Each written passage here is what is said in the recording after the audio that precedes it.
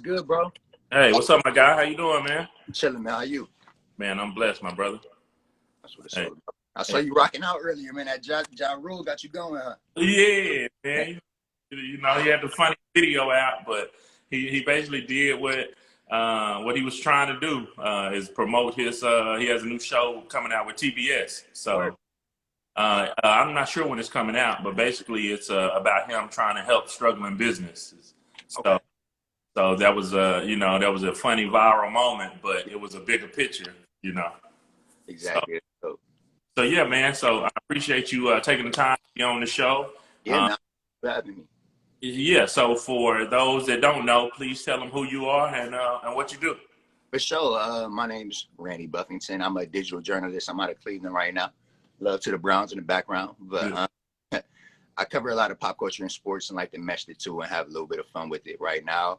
Or for the past 2 years, I was working with the station out in Cleveland covering sports. Dabble with ESPN, the Undefeated, making some episodes for them, some segments, again, covering pop culture and sports. And just I like to have fun, man. I like to smile when I'm at work. So, Yeah. yeah, that's all I'm about. Yeah. Well, that's dope, man. So I definitely knew the affiliation with Undefeated, and then you put out a cool think piece the other day on the NBA coming back and if it's appropriate or not. You know Right. what I'm saying? So kind of talk about that think piece and your perspective on things. Yeah, man. So it was just crazy to me how, 2020's been trash. It sucked from like the get-go.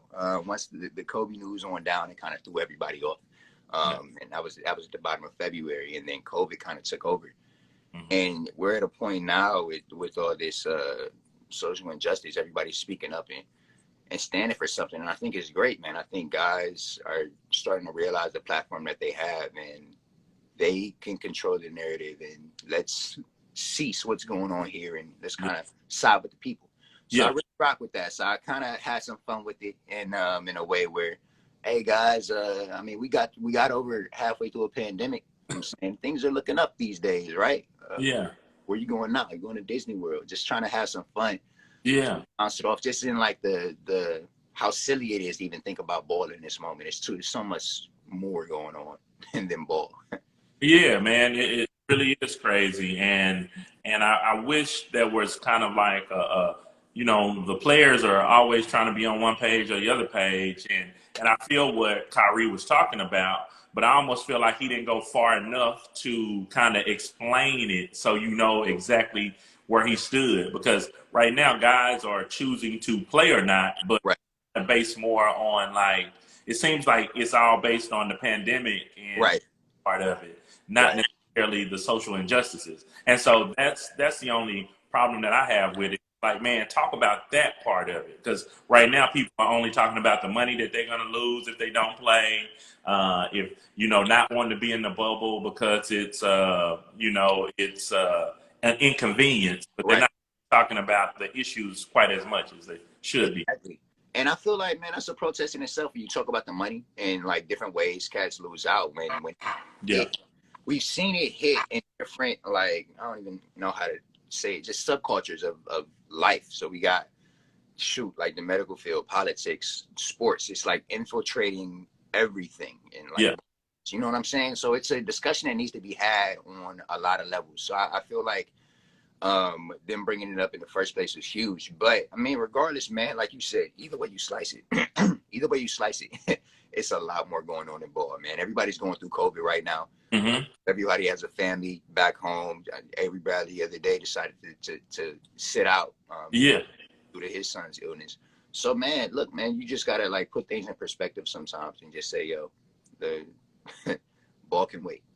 Yeah, for sure. And then with the pandemic, the numbers are spiking back up, and even spiking back up in Florida specifically. So Right. so it's like go down there. They crazy as hell. Anyway, ain't no way, man. The numbers are like skyrocketing every day.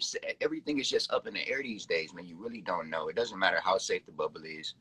I mean, how many guys you got snitching for people that got cats going in and out of the bubble? It don't matter, man. It's still a high risk factor with that. Yeah, And then it's crazy because you on the other side you got LeBron and Chris Paul and everybody over there that's saying, okay, we want to play, but I'm wondering where are like the normal everyday players that aren't Right, superstars that's making a lot of money because they have a way different kind of perspective on it whether they want to play or not because that money matters to them because not to say that they're check to check, but we all know a lot of ball players that don't spend their money quite right, so they right.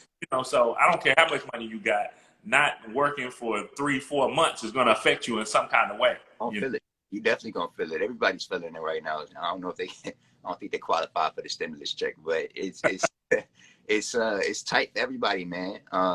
But hopefully they just save their money right. But again, it's about a cause. I mean, everybody, even my own, just our own lives, our lives as journalists and just everyday people. I mean, you had majority of everybody's job got shut down.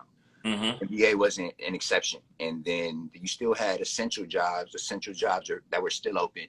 And Yeah. you could, you know what I'm saying, try to apply there if need be, if it was really, really, really that tight. Yeah. So it's just a game time decision about what you really want to do. Is basketball essential? Right. So talk about your start and getting into, I guess digital content and things like that. Where and coming because I know you're from Cleveland or Yeah. Ohio. Yeah. I'm from the city. I got lucky early. I went to a small school. It's called Heidelberg University. Graduated from there. It's in the middle of nowhere out there. Struggling. Yeah. But it's still working out, man. It gave me a lot of time to kind of experiment. I'm always in front of a green screen trying to talk some smack. And I ended up getting fortunate to get invited out to ESPN because one of our, it was a sports anchor out there in John Butchergross. He invited us down. And because he was an alumni of Heidelberg. So we went Oh, down. yeah. My eyes were wide. I'm in there like, yo, this is nuts. You know what I'm saying? I'm bright eyed. You know what I mean? So that kind of got me going and motivated to get stuff going. I went to NABJ a few times and Mm-hmm. made some connections there that still last to this day. But yeah, man, I got lucky early. Things in Cleveland were fun for a while. I got on right after the Cavs. Was it right after the Cavs won a championship? So everybody was happy here. You know what I mean?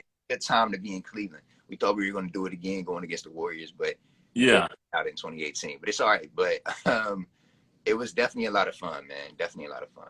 Well, yeah, and then and with the Undefeated, kind of talk about that because if you're in the industry, then you kind of understand the differences between just regular ESPN and then the Undefeated, and Yeah. how they're more about social causes and things like that. Yeah, man, the Undefeated is dope. They give a lot of freedom to folks to kind of speak what's on their mind. They're kind of the voice of the people. Think about like Black Twitter. They're the voice of the Black Twitter. You know what I mean? Like it's just that type of vibe where you're dedicating an entire articles, video pieces, etc. All that toward Black folk and the Black Yeah. cause, and you know what I'm saying, things that matter. And I think it's dope, man. I with that was awesome because all those episodes that I've done, they gave me total creative freedom to Yeah. just busy, man. I'm just they green light a pitch and we rocking and rolling, man. And these are just ideas that, I mean, like I just try to dip in different perspectives and hopefully people dig it. But yeah, man, it's a blessing. Yeah. So going back to LeBron leaving Cleveland. Yeah. So obviously you've been there. So tell me about like the impact that he has when he's there versus the impact when he leaves. Because I know like he brings so much money into the city and the city is popping. But then when he's gone, it's like, man, people don't even really think about Cleveland. Oh And yeah, it's a ghost. It's a first, ghost time. yeah, I mean, this may have been the first time with like the Browns having, Odell and a few other names. This probably been the first time that anybody has even paid attention to Cleveland Oh sports. yeah. Ohio. We got a lot of press. We got a lot of attraction for a little bit, so that was kind of new because games used to be empty. I remember when LeBron was in Miami, the stadiums used to be, or the arenas used to be half full. You know what I mean? Like it just, we would literally like just be half full. He took the life out of the city when he left, but when he came back, it got everybody's juices flowing again. Especially when we were on the road to a championship and things kind of picked up. I mean, the Indians are nice. I can't say that they're trash. But the Browns, man, we've been struggling for a mighty long time. It's Well, yeah, I don't want to talk about the Browns right now. Well, when it comes to the Browns, it's crazy because I think it was it an NFL like network documentary where it talked about when the team went to Baltimore Yeah, and how many like when Bill Belichick was there and yeah. how many successful people were in that organization, and then it Like, just it's nuts. It's really crazy when you think about all the nice ball players that came out of Cleveland and went on to be like dumb successful. Like, yeah like how did we have Bill Belichick at one point? We let my man's go and now he's the GOAT. Like, what happened? yeah What did we do wrong? Like, I don't understand. yeah that's crazy. And So that's him. That's, man, I can rattle off names of cats that's won championships. I mean, yeah but the squad is nice right now. We got a lot of talent, especially on the offensive side of the ball. We got Baker, who's in his third season, has to make that leap. You know what I mean? He had a really good rookie year, sophomore slump a little bit, but he got to pick it back up. Odell, he's been a dog for forever. Jarvis, a lot of people sleep on him. He's an animal. And when I was in those locker rooms, man, everything that Odell gives all the credit in the world to Jarvis. So like he'll tell you he's a better receiver than me. Like, yo, like I learned everything I am yeah from this man. They were roommates in college, you know what I mean? So they just have that work ethic and feel. And it's just about getting the whole locker room on board, man. Once that happens, I think the sky's the limit for him. yeah. Now I know you do the think pieces as well, but I saw a lot of your interviews and things like that. So, what platform were you working with when you were doing a lot of the interviews? I think. Yeah, it was a CBS station out here. It's called WIL, Channel 9 News. So again, that's just me getting lucky, man. It's really, I didn't think I would belong in news at all. I was like, man, nah, I don't. I'd like to talk with my hands. I like to talk the way I talk. I can't do Yeah, that. I can't be like that. Yeah, I mean, yeah, but it was about finding a boss, or just finding a group of people that kind of saw something in you, and that's what the boss lady that I had, Samu Thomas, did. She was like my mom at work, you know what I mean? So when I first got the job, she kind of doubled down and was like, no, this is our guy. I think he has something. At that point, dog, I didn't know how to shoot packages at all. I didn't know yeah, how to frame a story up. So it's different. So the way I dress it up is, right, say you're doing a feature on a boxer, right? mhm, And you know how to talk, you know how to ask questions, man. How was the fight? Boom, boom, boom, man. That's easy. But when yeah, you kind of piece together a video, you got to sit here and get B-roll of my man shadow boxing in the corner. You got to put the camera down and tilt it toward his feet while he jump rope. And it's just a different type of vibe. You got to think differently. I didn't know how to do that at all when I first got in there. You know what I'm saying? It took me a little bit of a learning curve my first couple months, but once it got rolling, man, it got rolling. yeah. And caption where you talk about you take a 10-minute think and get it down to 2 minutes of Yeah, yeah yeah. 2 minutes of think. What did I say, man? I take a 10-minute think piece and turn it into 2 minutes of sauce. That's what I pride myself on. yeah yeah That's just about just. I love that short stuff, man. I love just short digital content. I like to think quick and get it out to you quick. I might move a little bit fast in some of these episodes, but I kind of be trying to rap in there, man. I be trying to like get you to keep yeah. up. You know what I mean? It's just a different type of vibe how I go about it. Yeah, so talk about kind of what's next for you and what you want to work on. Yeah, man, a lot of creating. I got my phone on a tripod right now. I'm working from the crib. I got a green screen upstairs.